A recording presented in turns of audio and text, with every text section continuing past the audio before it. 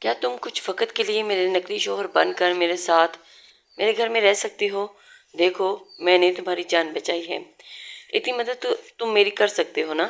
جب تک تمہارا واپس اپنے ملک جانے کا بندوبست نہیں ہو جاتا تب تک تم یہ جھوٹا ڈرامہ کر لو۔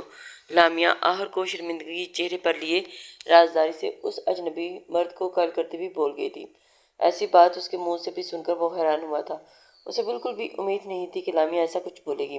وہ اس خوبصورت حسین لڑکی کو اوپر سے نیچے تک حیرتوں میں ڈوبا دیکھنے لگا جس سے اتنی بڑی بات بولی تھی۔ کیا ہوگا اس کہانی میں؟ کیا وہ مان جائے گا اس جھوٹ کی شادی کے لیے، یا پھر اس جھوٹ سے شروع ہوگی ایک سچے عشق کی داستان؟ کیسی ہو میری پیاری منہ بولی بہن؟ دن بھر ہاسپٹل میں اٹھائی خواری کے بعد وہ جیسی تھکی ہاری ہاسپٹل سے نکلی تو اس کا منہ صاف بنا ایسا شیطان سے ہوا تھا جو اس کی زندگی کا سب سے بڑا ناسور تھا۔ لامیا نے نفرت سے جازم ولید کو دیکھا تھا۔ اپنی گندی زبان سے بہن جیسے مقدس لفظ کا نام تو مت لو گھٹیا آدمی، تمہیں کیا پتا بہن بھائی کا خوبصورت رشتہ کسے کہتے ہیں؟ اس کے لہجے میں اتنا زہر دیکھتے ہوئے جازم ہنس دیا تھا۔ مجھے ویسے بالکل کچھ کیسے پتا ہوگا؟ نہ تو ہمارا باپ ایک ہے اور نہ ہی ماں، مجھے تو بس تمہاری سو کالڈ تیلی ماں نے گود دیا تھا تاکہ اس کے بڑھاپے کا سہارا بن سکوں۔ خیر تم بھی جانتی ہو کہ لامیا اور میں بھی تمہارا کوئی محرم رشتہ نہیں، کیوں در در کی ٹھوکریں کھاتی ہو؟ میری آفر کو قبول کیوں نہیں کر لیتی؟ نکاح کر لو، مجھ سے رانی بنا کر رکھوں گا۔ جازم کی آنکھوں میں جلتی ہوئی ہوس کی آنکھ دیکھ کر لامیا کا ہاتھ اس پر اٹھتے اٹھتے رہ گیا تھا۔ دفعہ ہو جو بے شرم انسان، دل تو کرتا ہے جوتے مار مار کر تمہاری یہ شکل بگاڑ دوں، جس پر تمہیں بہت ناز ہے، جس عورت نے تمہیں اپنے بیٹی کی طرح پالا پوسا، تم اسی کی پیٹھ پیچھے اس کا مذاق بناتے ہو۔ جس آدمی نے تمہارے سر پر ہاتھ رکھا تم نے اس کے ساتھ وفا نہیں کی تو تم میرے ساتھ کیا کرو گے؟ میرے ساتھ کیا ہوگے؟ میں تم پر اور تمہاری آفر پر لعنت بھیجتی ہوں، تھوکتی ہوں تم پر، حقارت سے کہتے ہوئے زمین پر تھوک کر ایک بار پھر اس کی توہین کر گئی تھی۔ جازم کا خون کھول اٹھا اور وہ تیزی سے اس کا بازو دبوچ گیا تھا۔ لامیا حسین، میں صرف اسی لیے تمہارے پیچھے آتا ہوں کیونکہ تمہاری خوبصورتی پر میرا دل آ گیا ہے، تمہاری طلب مجھے دیوانہ کر گئی ہے، ورنہ تم جیسی لڑکی کا تو اپنی توہین پر ابھی وہ حال کرتا کہ دنیا کیا دیکھتی۔ آخر کمی کیا ہے مجھ میں؟ دنیا کی لڑکیاں مرتی ہیں مجھ پر، پیسہ، طاقت، کامیابی، وہ سب کچھ ہے مجھ میں جو ایک لڑکی کی چاہ ہوتی ہے، پھر تمہیں کس بات کا غرور ہے؟ جازم کی آنکھوں سے انگارے نکلنے لگے تھے جس پر لامیا پر ہلکا سلامیہ طنزیہ ہنسی تھی۔ پیسہ، دولت، کامیابی، وہ زور زور سے ہنسی جا رہی تھی۔ جازم نے شرمندگی سے اسے چھوڑ دیا۔ جس پیسے کا گمان تم مجھے دکھا رہے ہو وہ تو میرے باپ کا ہے، جازم ولید، جسے تم نے دھوکے سے اپنے نام کر لیا۔ یہ شان و شوکت، یہ طاقت میرے باپ کی ہے، تم نے اس کی لاچاری کا فائدہ اٹھایا اور سب کچھ اس سے چھین لیا۔ اب تم دھڑلے سے میری آنکھوں میں آنکھیں ڈال کر یہ جتاتے ہو کہ یہ پیسہ، دولت، یہ سب کچھ تمہارا ہے۔ لامیا کی حقیقت پسندی پر جازم تن بدن کو آگ لگی تھی۔ وہ لڑکی ہر بار ایسی باتیں کرتے اس کی وحشتوں کو جگا دیتی تھی اور اس نے جبڑے پینچ لیے تھے۔ ترستی رہو گی لیکن میرے علاوہ کوئی نہیں تمہیں اپنائے گا، بوڑھی ہو جاؤ گی اپنے اسی بوڑھی نانا کی دہلیز پر بیٹھے بیٹھے۔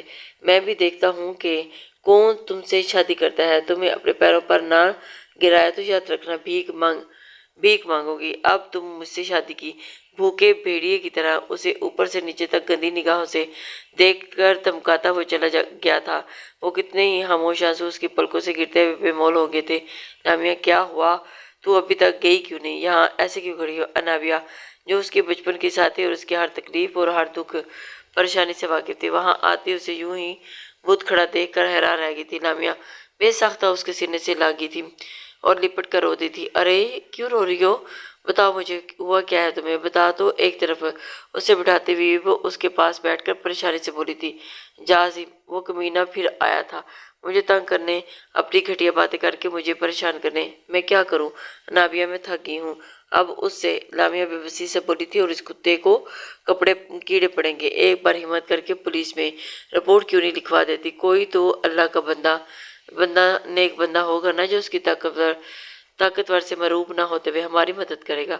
انابیہ نے دانت پیستے ہوئے نفرت سے کہا تھا۔ نہیں انو، اگر ایسا کچھ کیا تو بابا کی پہلی بیوی ڈائن ان کا جینا حرام کر دے گی، وہ پہلے ہی مشکل بھری زندگی جی رہے ہیں، میں ایسی کوئی حرکت کر کے ان کی مشکلات بڑھانا نہیں چاہتی۔ لامیا نے بے حد دکھ سے کہا تھا۔ نابیہ کو اس کی تکلیف کا اندازہ تھا۔ وہ افسردگی سے اسے گلے لگا گئی تھی۔ اور پھر اب کیا کرے گی؟ کیا اس منحوس آدمی کی دھمکیاں سنتی رہے گی؟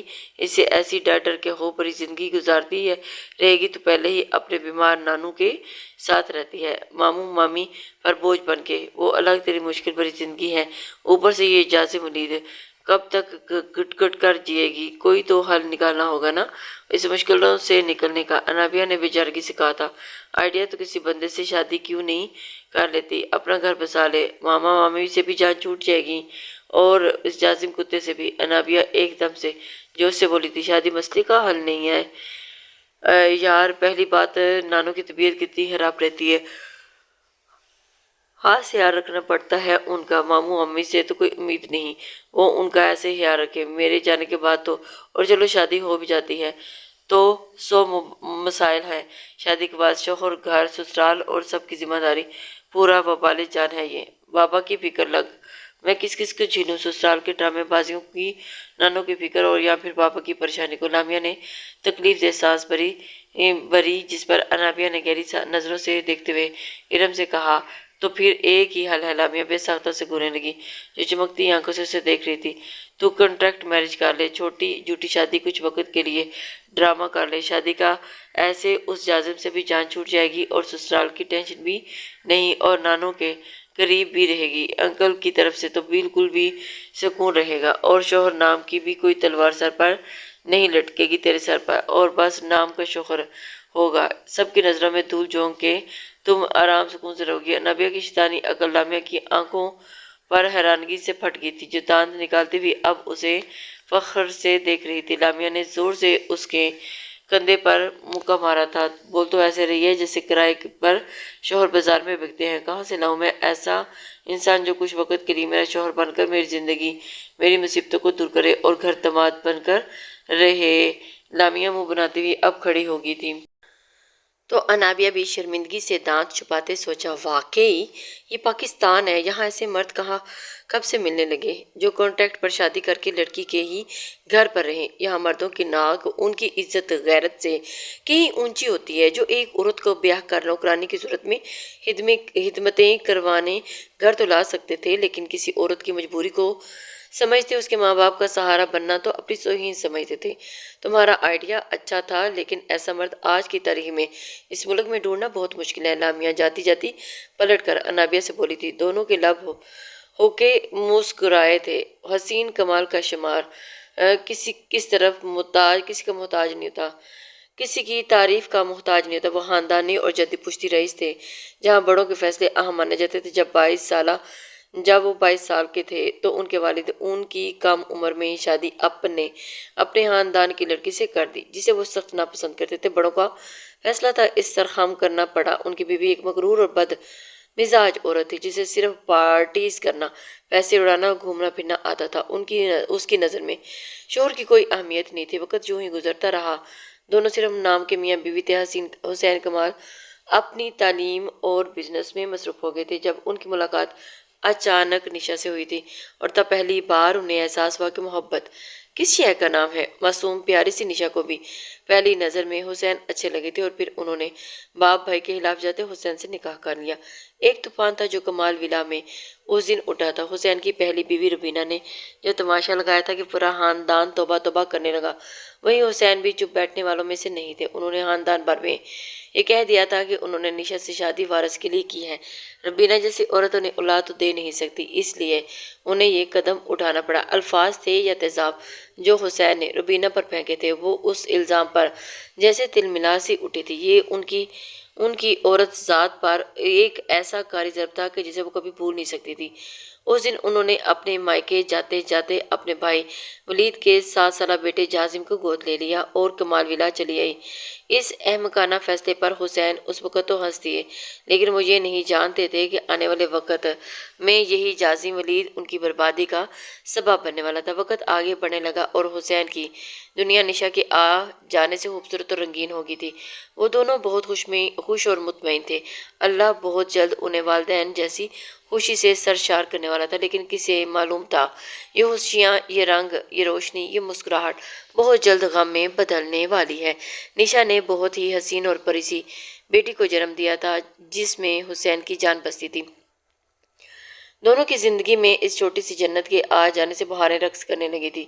وہیں روبینہ کے جلتے دل پر ان کی خوشیوں کو دیکھ سانپ لوٹنے لگتے تھے۔ جاسم چپ چاپ اپنے ارد گرد کے حالات کا جائزہ لیتا خود کو آگے آنے والے وقت کے لیے تیار کر رہا تھا، اور بہت چھوٹی عمر میں اس نے اپنے چاتر دماغ کو کام میں لانا شروع کر دیا تھا۔ حسین اور نشا، جن کی زندگی ہر غم سے آزاد، خوشیوں سے بھری گزر رہی تھی، اچانک ایک دن وہ منحوس حادثہ ان کی زندگی کو تنکے کی طرح بکھیر کر رکھ گیا تھا۔ حسین سنبھل کر، آپ بہت تیز گاڑی چلا رہے ہیں۔ نشا پریشان سی لامیا کو سینے سے لگائے بولی تھی، ارے جان، تم تو بہت ہی ڈرپوک ہو۔ ابھی حسین اپنی شریک حیات کا مذاق اڑا رہے تھے کہ جب ایک طرف سے تیز رفتار آتا ٹرالا ان کی گاڑی کو دور ہوا میں اچھال گیا تھا۔ سڑک پر کھڑے تمام لوگوں نے اس دل دہلا دینے والے منظر کو بخوبی دیکھ چیخیں ماری تھی۔ نشا تو موقع پر ہی دم توڑ گئی تھی، اور حسین اور لامیا کی نازک حالت دیکھ کر لوگوں نے بروقت انہیں ہاسپٹل پہنچا دیا تھا۔ ایک ہفتہ وہ ہاسپٹل میں بے ہوش رہے تھے۔ جب ہوش آیا تو اپنی ٹانگوں سے معذوری اور محبوب بیوی کے دنیا سے چلے جانے کے دوہرے غم سے وہ نڈھال ہو چکے تھے۔ حسین پال میں ٹوٹ سے گئے تھے۔ لامیا کو حادثے کے اگلے دن ہی ہوش آ گیا تھا۔ خوش قسمتی سے اسے چھوٹی موٹی چوٹوں سے زیادہ نقصان نہیں ہوا تھا، لیکن اس کی ذہنی حالت اتنی خراب تھی کہ وہ کسی سے سنبھلنے میں ہی نہیں آ کر دے رہی تھی۔ اور تبھی احمد صاحب، جنہیں بیٹی کے گزر جانے کی خبر ملی تو وہ ساری ناراضگی بلائے ہاسپٹل بھاگے چلے آئے تھے، اور تب انہوں نے اس پیاری سی بچی کو نشا سمجھ کر اپنے سینے سے لگا لیا تھا، اور ربینہ نے حسین کے پیچھے ان کے پورے بزنس اور گھر کو اپنے قبضے میں لے لیا تھا۔ اور اس طرح حسین کے برے دن شروع ہو گئے تھے۔ مجھے معاف کر دیں بابا، میں نے اور نشا نے آپ کی ناراضگی کے خلاف جا کر ایک دوسرے کو اپنایا، شاید اسی گناہ کی سزا ملی آج ہے میری نشا مجھے چھوڑ کر چلے گی۔ حسین اتنے سالوں بعد احمد صاحب کے سامنے ہاتھ جوڑے اپنی غلطی پر شرمسار رو پڑے تھے۔ ماں باپ بچوں کی غلطیوں پر کبھی انہیں بددعا نہیں دیتے۔ تم دونوں کا ساتھ یہی تک تھا۔ حسین، اب تمہیں خود کو سنبھالنا ہوگا، اپنے لیے اور اپنی بیٹی کے لیے اٹھو اور پہلے کی طرح مضبوط بنو، احمد صاحب نے دکھ سے کہا۔ میں ٹوٹ گیا ہوں۔ نشا کے جانے کے بعد مجھ میں اب ہمت نہیں کھڑے ہونے کی۔ یہاں سب کچھ بدل گیا ہے۔ کل تک جو میرے سامنے منہ نہیں کھولتے تھے، آج وہ حاکم بنے بیٹھے ہیں۔ میں دشمنوں میں گر چکا ہوں۔ یہاں میری بیٹی محفوظ نہیں۔ میں آپ سے التجا کرتا ہوں بابا، میری لامیا کو آپ لے جائیں، ان کی نشا کی طرح بہترین پرورش کریں۔ مجھے صرف آپ پر بھروسہ ہے۔ آپ میری لامیا کو اپنی جان سے بڑھ کر محبت اور سب دیں گے جو ایک بیٹی کو باپ دیتا ہے۔ آپ اسے اپنے ساتھ لے جائیں، یہ لوگ اسے نوچ کھائیں گے۔ بس کبھی کبھی مجھے میری بیٹی کا دیدار کروا دینا۔ اس کی چاند گھڑی کی محبت مجھے جینے کا حوصلہ دے گی۔ حسین کمال کی اتنی عاجزی بھری التجا احمد صاحب چاہ کر بھی رد نہ کر سکے، اور اس دن چپکے سے اس محلوں کی رانی کو اپنی آغوش میں بھرے وہ چھوٹے سے گھر چلے آئے جہاں انہوں نے سیدھی سادی زندگی گزاری تھی۔ انہوں نے اس ننھی پری کو اتنی محبت دی کہ وہ سارے غم بھول کر انہی کو سب کچھ مان بیٹھی تھی۔ روبینہ نے لامیا کو راستے سے ہٹانے کے لیے بہت جتن کیے تھے اور پوری کوشش کی تھی، لیکن جب حسین نے سب کچھ خود ان کے حوالے کر دیا تو وہ چین کی سانس لیتے ہوئے اپنی زندگی کی عیاشی میں گم ہو گئی تھی۔ لیکن جاسم اپنی بدنیتی کی وجہ سے پیچھے نہ ہٹ سکا، اور لامیا کا وہ چاند سا روپ، اس کی پاکیزگی اور اس کے اندر کے بھوکے جانور کو ہر پل تڑپائے رکھتا، اور اس کے پیچھے کسی کالی پرچھائی کی طرح پڑ چکا تھا جو اسے حاصل کیے بنا اب دم نہیں لینے والا تھا۔ کبھی اس کے اسکول کے باہر اور کبھی اس کے کالج میں اسے پریشان کرنا شروع دن سے ہی اس کی طاق میں ہی رہتا تھا۔ کبھی اپنی جھوٹی اچھائی سے اسے متاثر کرنے کی کوشش کرتا تو کبھی غصہ یا پیسے کے رعب دکھاتا۔ لامیا اس شیطان صفت انسان سے اب تنگ آ چکی تھی، جس کی ہر پل گندی گھورتی ہوئی نظریں اسے نیند میں بھی چین نہیں لینے دیتی تھی۔ لامیا اس کی حرکتوں سے بے حد پریشان تھی۔ آخر جاتی بھی تو کہاں جاتی؟ نانا کے گھر کے علاوہ اس کے پاس تھا ہی کیا؟ کون باپ خود محتاجی کی زندگی جیتا، اپنے ہی گھر میں قیدی تھا، دل پر بھاری پتھر رکھے وہ ساری ہی تکلیف درد اندر پالتی رہی۔ ہر طرف گہرا اندھیرا چھایا ہوا تھا اور لمبے اونچے درخت جن کے بیچ وہ ہانپتا ہوا تیزی سے بھاگ رہا تھا، وہ کس سے اتنا خوفزدہ ہوتا بھاگے جا رہا تھا وہ نہیں جانتا تھا کہ تبھی ٹھوکر لگنے سے وہ منہ کے بل زور سے زمین پر گرا تھا اور درد کی تیز لہر اس کے پورے جسم میں دوڑ گئی تھی اور اس نے پوری ہمت جمع کرتے ہوئے اٹھنے کی کوشش کی، لیکن ایک بار پھر وہ زمین پر گر گیا۔ تبھی اس کی نگاہوں کے سامنے کسی نے اپنا ہاتھ بڑھایا تھا اور اس کے وجود پر اپنا اس ہاتھ کو دیکھتے کپ کپی طاری ہو گئی تھی، سانسیں تھم گئی تھی اور چہرے پر پسینے کی ننھی بوندیں چمکنے لگی۔ جب اس کی نگاہوں نے آہستہ سے اوپر اٹھتے دیکھا، لمبے سیاہ گھٹا سے چھائے ریشمی بال جو ہواؤں کی شرارت سے بکھرے ہوئے تھے، چاند سی سفید چمکتی رنگت، لیکن سب سے خاص بات اس کی آنکھیں، وہ جھیل سی گہری آنکھیں جو اس کے چہرے کا سب سے دلکش حصہ تھی، شاید رنگ لمبی پلکوں سے بوجھل آنکھیں جن کو دیکھنے والا اپنی ہستی بھول جائے۔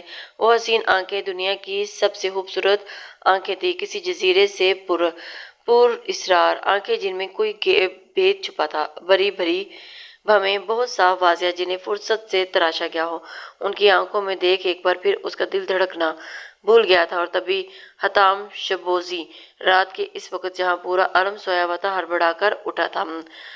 ٹھنڈے اے سی کمرے میں اس کا جسم پسینے سے شرابور ہلکا ہلکا کانپ رہا تھا۔ گہرے سانس لیتا ہوا وہ اس خواب کے زیر اثر خود کو نارمل کرنے کی کوشش کرنے لگا تھا جو پچھلے 12 برسوں سے اسے وقفے سے پریشان کیے ہوئے تھا۔ ہر بار کی طرح آج بھی اسے جو خواب نہیں بلکہ حقیقت لگا، جیسے وہ آنکھیں اب پوری بھی یاسیت سے اسے دیکھ رہے ہوں۔ آخر کیا وجہ تھی کہ یہ آنکھیں اس کے خواب میں آتی ہیں، اس کا سکون چھین لیتی ہیں۔ اب وہ کئی دنوں تک ان آنکھوں کے زیر اثر خود کو جکڑا ہوا محسوس کرتا ہے، بس محسوس کرتا ہے۔ وہ آنکھیں جو اپنی پوری جزئیات کے ساتھ اس کے حواسوں پر طاری رہتی تھی، وہ ان کی آنکھوں کو لاکھوں کی بھیڑ میں بھی پہچان سکتا تھا جن کے عشق میں حتام شبوزی گرفتار تھا۔ وہ انسان جو نہ صرف روس بلکہ ایشیا کا جانا مانا business tycoon H S industry کا مالک تھا۔ ایسا کوئی بزنس نہیں جو حتام شبوزی کے پاس نہ ہو۔ پراپرٹی ڈیکنگ سے لے کر کئی بڑے مالز اور ہوٹلز، ریزورٹ اور بڑی بڑی زمینیں حتام شبوزی کے نام پر تھی، لیکن اس کے علاوہ حتام شبوزی کی ایک پہچان تھی، فائر کے نام سے، جو روس کی اندھیری دنیا کا بے تاج بادشاہ تھا۔ انڈر ورلڈ کی اس دنیا میں صرف اس کا نام ہی لوگوں کی روح پناہ کر دینے کو کافی تھا۔ موت کا ایسا فرشتہ جو کسی پر رحم نہیں کھاتا، اور اس کالی دنیا میں رہنے کے بھی اس کے کچھ اصول تھے، کچھ حدودیں تھیں جنہیں کراس کرنے والے کو وہ دردناک موت دیتا تھا۔ 6 فٹ 3 انچ ہائٹ، 6 پیک اور ایبس، چوڑا پھولا سینہ، مضبوط کندھے، ورزشی بازوؤں جس کی ابری ہوئی نسیں اسے بہت ہینڈسم لک دیتی تھی۔ گھنے بکھرے بال، روشن پیشانی، کھڑی مغرور ناک، سیاہ گور اندھیری رازدار آنکھیں، شارپ فیس کٹ اور خوفناک گہری سنجیدگی جس سے بات کرتے ہوئے بھی لوگوں کی نظریں جھک جائیں۔ اس کی چال میں ایک دھمک تھی اور اس کا وہ ایسا ہی تھا کہ لوگوں کو خوف سے کانپنے پر مجبور کر دے۔ اپنے بابا کے گزر جانے کے بعد اس نے پوری طاقت اپنے ہاتھ میں لے لی تھی، تنہا کئی اربوں کروڑوں کا اکلوتا وارث، اور اس کے صرف 2 ہی خاص قریبی، ایاز اور جیمز جن پر وہ بھروسہ کرتا تھا۔ شہر کی سب سے اونچی عمارت کے سرے پر بنے اپنے عالیشان کمرے کی وال سے دیکھتا وہ سگریٹ کے گہرے کش لے رہا تھا۔ نیچے آتی چھوٹی چھوٹی جلتی گاڑیاں اور بے شمار لائٹس کو دیکھتے وہ گہری سوچ میں گم تھا۔ تبھی اس کا فون بجا۔ شاید سامنے والا جانتا تھا کہ وہ کبھی بھی گہری نیند نہیں سویا۔ نیند میں بھی ذرا سی آہٹ معمولی سی آواز پر ایسے اٹھتا تھا جیسے شکاری شکار پر جھپٹنے کو اٹھتا ہے۔ ہیلو، بولو یاس، برف سی سرد آواز میں پوچھا گیا۔ فائر، ہم نے انہیں قبضے میں لے لیا ہے اور ان کی ساری جانے والی اسمگلنگ بھی ہمارے آبزرویشن میں ہے۔ ایاز نے وفادار ملازم کی طرح جھٹ سے کہا۔ ٹھیک ہے، میں پہنچ رہا ہوں۔ اتنے بولتے فون کٹ چکا تھا۔ وہیں سامنے رسیوں سے بندھا لوسف جھٹ پٹایا۔ مجھے اپنے ہاتھوں سے گولی مار دو ایاز، لیکن فائر کے حوالے مت کرو۔ دیکھو، میں تمہیں منہ بھر کے پیسے دوں گا، جو کہو گے وہ کروں گا، لیکن تمہیں گوڈ گوڈ کا واسطہ پلیز مجھے اس درندے کے ہاتھوں مت ڈالو۔ لوسف کو خوف سے گڑ گڑاتا ہوا اسے بھیک مانگ رہا تھا۔ ایاز نے بنا کسی ایکسپریشن کے منہ پھیر لیا۔ لوسف چلاتا رہا، تبھی اندھیرے میں کسی کے مضبوط قدموں کی دھمک آتی سنائی دی تھی جسے موت چل کر آ رہی ہو۔ لوسف کا چہرہ سفید پڑ گیا اور آنکھیں پھٹ سی گئی تھی جب اس نے فائر کو چٹان چہرے کے ساتھ چل کر آتے ہوئے اپنے سامنے کسی بادشاہ کی طرح بیٹھا دیکھا تھا، اور اس نے سانس سے روک کر فائر کی خوبصورت مگر جان لیوا ادا کو دیکھا۔ ماما مجھے معاف کر دو، لوسف نے تھوک نکلا تھا۔ مجھے بہت آرام سے اس انسان کا نام بتا دو جس کے بل بوتے پہ تم نے اتنی ہمت دکھائی۔ میری راجدھانی، میری ناک کے نیچے تم نے میرے ہی اصولوں کے خلاف قدم اٹھایا ہے، اصول توڑے ہیں، مجھ سے حد تجاوز کیا، میرے خلاف ہوئے۔ تم نے کس کی شے پر یہ سب کیا؟ آخر کون ہے جو اتنا طاقتور ہو گیا کہ میری ہی اندھیر نگری میں میرے خلاف ہونے والوں کو وہ میرے قہر سے بچائے؟ حتام کی دھیمی لیکن اتنی سرد آواز پر لوسف کے پسینے چھوٹنے لگے۔ میں آئندہ کبھی عورتوں کی اسمگلنگ نہیں کروں گا۔ میں اندھا ہو گیا تھا لالچ میں، مجھے ایک موقع دے دیں، میں ساری لڑکیوں کو آزاد کر دوں گا۔ لوسف نے التجا کی تھی اور اس کے سوالوں کا جواب دیے بنا اپنے ہی بولنے لگا۔ وہ اس قدر ڈرا ہوا تھا کہ اب اسے بے رحم موت کے سوا کوئی راستہ نظر نہیں آ رہا تھا۔ سامنے بیٹھا شخص انسان کے روح میں درندہ تھا۔ فائر ہلکا سا مسکرایا اور اس کی مسکراہٹ میں ہولناکی تھی۔ اور اس کا مطلب کہ تم نہیں بتاؤ گے؟ خیر، میں اسے ڈھونڈ نکالوں گا۔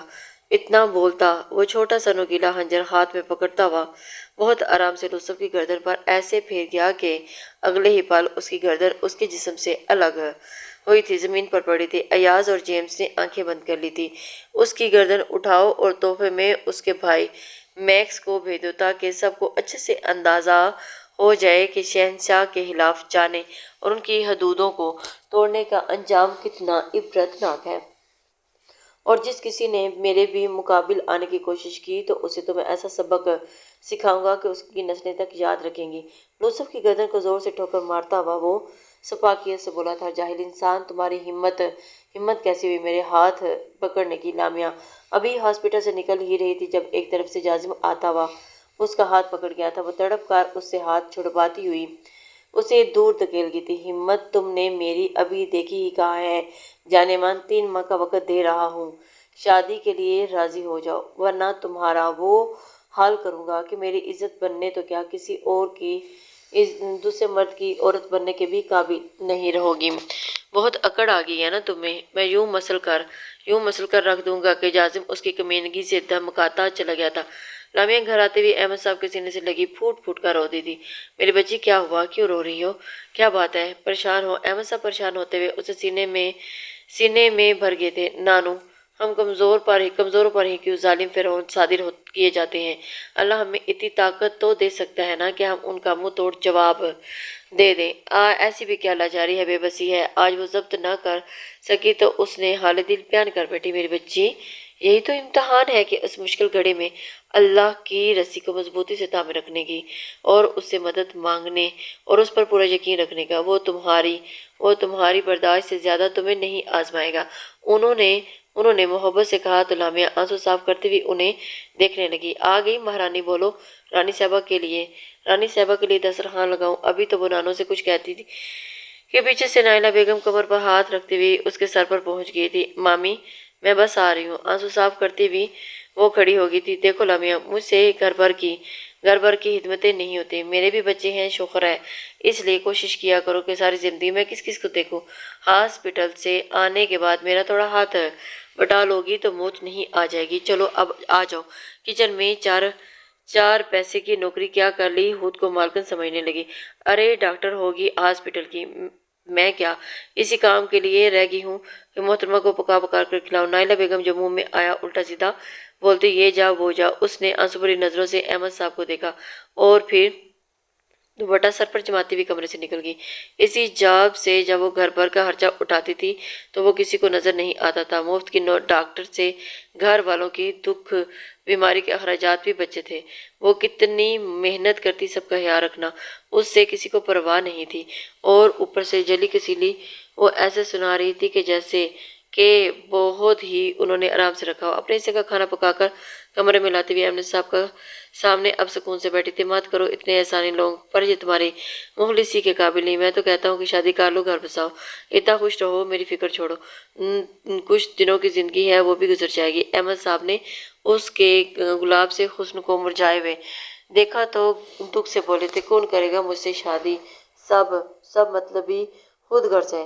میرا تو اس رشتے سے بھروسہ ہی اٹھ چکا ہے، محبت وغیرہ کچھ نہیں ہوتی، بس اب سب کو جینے کے لیے ایک وجہ چاہیے ہے، اور بس۔ اس نے ناک چڑھاتے ہوئے بولا، نہیں میری بچی، ایسی بھی بات نہیں ہے، محبت جیسا جذبہ اب بھی ہے، لیکن یہ خوبصورت تحفہ ہر کسی کو نہیں ملتا۔ بہت خاص لوگ ہوتے ہیں جو عشق کی آگ میں جلنے کی طاقت رکھتے ہیں، اور انہیں اس چیز کے لیے بڑی ہمت چاہیے ہوتی ہے۔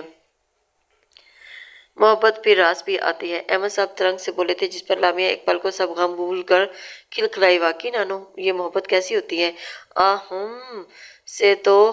ہم سے تو نہ ہو پائی یہ محبت، ملتی کہاں ہے یہ؟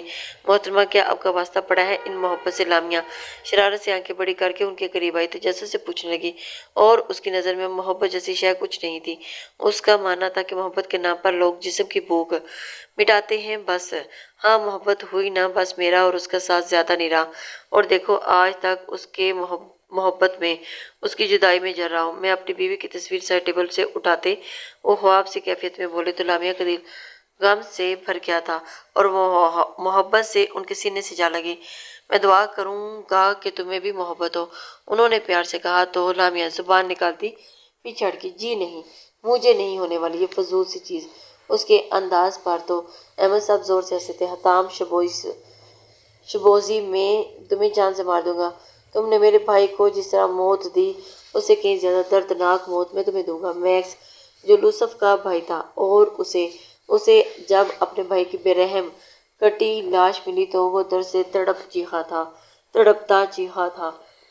وہیں حتام اپنے بہت خاص خفیہ ڈیکنگ کے سلسلے میں پاکستان آیا تھا۔ پاکستان کے شمالی علاقے جات، جہاں ایک سکون تھا، گھنے جنگل، اونچے پہاڑ، بہتی ندیاں اسے اپنی طرف کھینچتی ہوئی۔ وہ 2 دنوں سے یہاں ٹھہرا ہوا تھا، اور ایک عجیب سی کشش اسے اپنی جانب کھینچی تھی۔ یہاں وہ جب بھی آتا تو اکیلا ہوتا، جس کا علم صرف اس کے خاص دوستوں کو تھا، اور اس کے پاس سب کچھ تھا، دولت، طاقت، زندگی، ہر آسائش، مگر محبت کے دیے کی جوت سے اس کی زندگی خالی تھی۔ وہ اپنے خوابوں میں نظر آتی اس ادھوری تصویر سے بے انتہا محبت کرنے لگا تھا، اور اس کی آنکھوں کو جن میں اس کا عشق سانس لیتا تھا۔ اس نے پوری دنیا گھومی ان آنکھوں کی تلاش میں، لیکن وہ اسے کہیں نہ ملی۔ وہ جانتا تھا کہ وہ حسین آنکھیں سراب ہیں جن کے پیچھے وہ بھاگتا ہے، لیکن پھر بھی انہیں سوچنا، اپنے خوابوں میں اسے دیکھنا حتام کو اچھا لگتا تھا۔ ہلکی ہلکی شام ڈھلتی ہوئی اب اندھیرے میں تبدیل ہونے والی تھی، جب وہ گھنے جنگل کے بیچ سے ہوتا ہوا اب نیچے کو آ رہا تھا، اور اس کی سوچیں یہاں وہاں بھٹکتی ہوئی شدت سے اسے یاد کر رہی تھی۔ تبھی کہیں سے گولی آتی اس کے کندھے پر آ لگی تھی، اور حتام بری طرح سے ڈھلان سے نیچے کی طرف گرتا چلا گیا۔ کئی چھوٹے بڑے پتھر اس کے سر کمر پر جہاں وہاں لگتے اسے لہو لہان کر گئے تھے۔ جب ایک بڑے سے پتھر سے ٹکراتا ہوا وہ بے ہوش ہو گیا تھا۔ کتنی دیر پر وہ یہاں اکیلے بے ہوش پڑا رہا، کوئی نہیں جانتا تھا۔ اب رات پوری طرح ڈھل گئی، دور دراز سے جنگلی جانوروں کے گھرانے کی آوازیں آتی سنائی دی تھی۔ یہ چاند کی ہلکی ہلکی روشنی میں اس کا خون آلودہ زخمی جسم ایک کھائی کے قریب بڑے سے پتھر کے سہارے بے بس پڑا نظر آ رہا تھا۔ کام ہو گیا ہے، جتنی اونچی پہچان اور طاقت اتنی گمنام خاموشی موت۔ جب تک اس کے لوگوں کو علم ہوگا حتام کی گمشدگی کا، کاتب تک اسے جنگل کے جانور نوچ گھسوٹ کر جا چکے ہوں گے۔ ہا ہا ہا، تمہارے بھائی کا بدلہ بھی لے لیا، اور بہت جلد اب فائر کی دنیا میری ہوگی، اب اس کی جگہ میرا راج چلے گا۔ دور درختوں کے پیچھے نکلتا ہوا ہیولا ہنستا ہوا بولا، اور پھر ایک آخری نظر حتام پر ڈالتا ہوا چلا گیا۔ دیکھا کتنی رات ہو گئی ہے، اوپر سے یہ گھنا جنگل۔ میں اس لیے تجھے کہتی تھی کہ اپنے گروپ کے ساتھ وقت پر ہوٹل چل لے، لیکن نہیں، تجھے تو انسانی ہمدردی کا کچھ زیادہ ہی بخار ہے۔ اب دیکھ لے، کوئی نہیں، صرف ہم اکیلے ہیں۔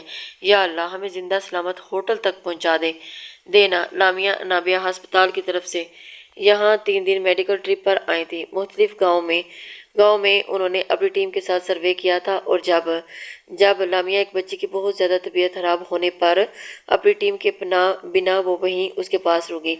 मजबूरन अनाबिया को उसके साथ ठहरना पड़ा क्योंकि वो उसकी दोस्त थी। जब तक वो उसकी बच्ची की तबीयत नहीं संभली वो वहीं उसके पास रुकी थी। अब बच्ची के ठीक होने पर जब वो वापसी के लिए निकली तो बहुत रात हो चुकी थी। मुंह बंद कर लो अपना, कोई खाएगा नहीं तुम्हें। अलामिया उसके मुसलसल बोलने पर चिढ़ गई थी और जब अचानक उनकी गाड़ी झटका खाती हुई अंधेरी सड़क पर रुकी थी, अनाबिया ने वहीं दिल पर हाथ रखते हुए जोर जोर से रोना शुरू कर दिया था। अल्लाह, मुझे जवानी में नहीं बनना, मुझे जंगली जानवरों का डिनर नहीं बनना, अभी तो मेरी शादी भी नहीं हुई, मुझे बचा ले। वो जोर जोर से दुआएं करती हुई कांप रही थी। लामिया ने नाराज नजरों से उसे घूरा और गाड़ी का दरवाजा खोलते ही बाहर निकला आई थी ताकि देख सके कि आखिर गाड़ी रुकी क्यों है। बोनट खोलने पर पता चला कि काफ़ी गर्म हो चुकी है और उसे पानी की ज़रूरत है। दरवाजे अच्छे से ला करके बैठो, मैं पानी लेकर आती हूँ।